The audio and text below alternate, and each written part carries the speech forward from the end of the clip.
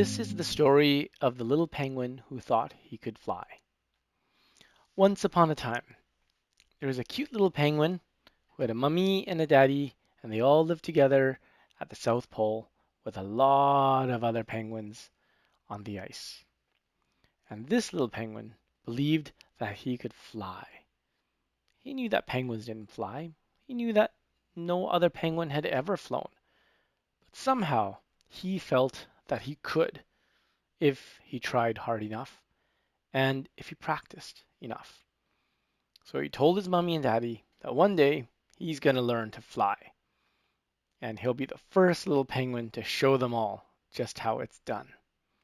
And his mommy and his daddy smiled at him, hugged him, and they believed in him. They told him, well, if you want to fly, you better practice. So he did. Every day, that little penguin ran up and down the ice and flapped his little wings as hard as he can. He ran uphill and flapped. He ran downhill and he flapped. And he jumped off of little rocks and he flapped. And he climbed up little cliffs and jumped off of them and flapped. And every day, all day long, while other penguins were singing or chasing each other or sliding or playing, this little penguin, he only practiced. His sole dedication was to learn to fly. Well, other little penguins weren't very nice to him. They called him names. They made fun of him. They made jokes about him. And other parents looked at him and said, "Ew, how weird." And taught their little kids to stay away from that little kid because that little penguin, there's something wrong with him. But you know what? Our little penguin, he didn't care. He knew that one day he would show them all.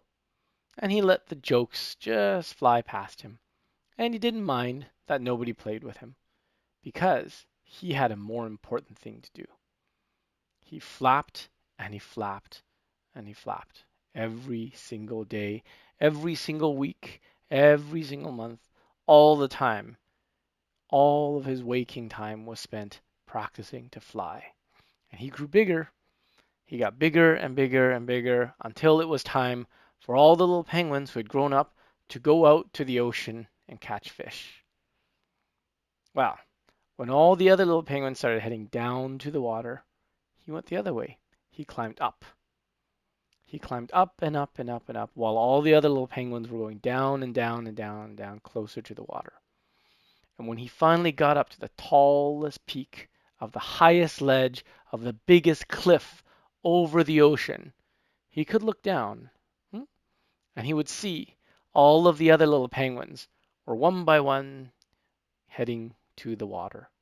And he could see some of the big penguins standing along the side. He could see more and more penguins noticing him up there on the tall peak of the ledge. And they would point, hey, look, there's that crazy little penguin that thinks it can fly. And all the penguins looked up. Everyone stopped what they were doing. They were all looking. And he looked down at them and he could just make out even his mummy and daddy standing on a ledge looking at him. Wow, now is his time to shine. And he was ready for it. He backed up 10 paces, 20 paces, 30 paces, took a deep breath, visualized, and he ran as hard as he could. He ran his little penguin body up the cliff, up further and further, further, and he started to flap. He flapped harder and faster and beat stronger than he'd ever done before. And he got to the ledge and he jumped and he flew up into the air, up into the rising sun, up feeling the breeze in his feathers. He felt so alive. He felt so good. He could feel himself coast over the ocean.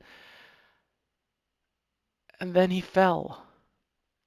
And then he fell further and further, and he fell faster and faster. And he flapped as hard as he could, but it didn't do anything. It just flipped him upside down and rolled him around. And he fell harder and faster, and he saw the ocean coming up beneath him. And he hit the water hard. He hit so hard it almost knocked him out. And he slammed into the water, and he started to sink.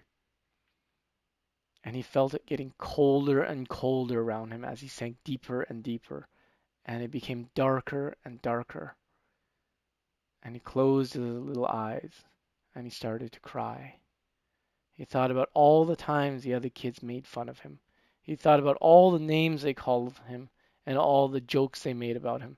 And he thought about all the days and weeks and months of time he wasted in pursuit of a dream that would never come. And he sank deeper and deeper and felt it getting colder and darker. And he cried because he was angry. He was angry with the other little penguins, and he was angry with himself for thinking that he could. And then he cried because he was sad that his mummy and daddy had encouraged him all this time, and now they would be so disappointed. But wait, his mummy and daddy. The little penguin thought, "Oh no, mummy and daddy must be so worried about me." He started to panic.